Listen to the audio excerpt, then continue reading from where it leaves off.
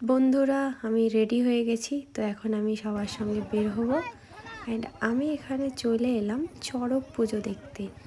প্রায় বলতে পারো 3 বছর পর আমি ফাইনালি এটা দেখার সুযোগ পেলাম।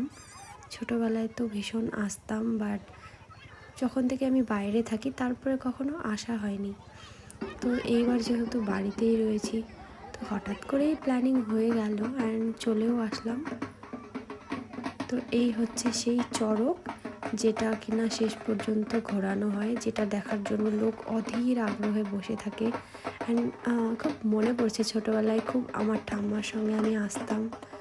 তো যেরকম শিব পার্বতী কত কিছু সাজে, সেই জিনিসগুলো দেখে অনেক ছোটোবেলার কথা কিছু মনে করছিলাম।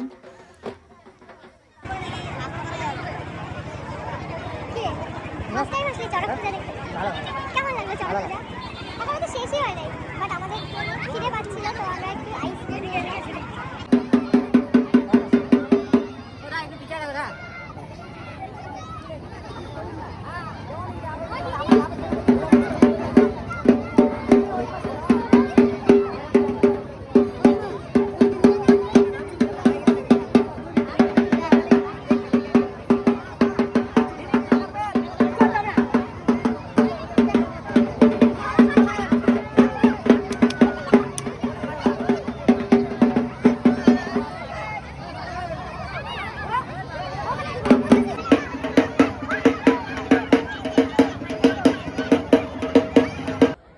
তো তোমরা কি কিছু নোটিস করছো এখানে কিভাবে পিঠের চামড়ার মধ্যে লোহা ঢুকিয়েছে?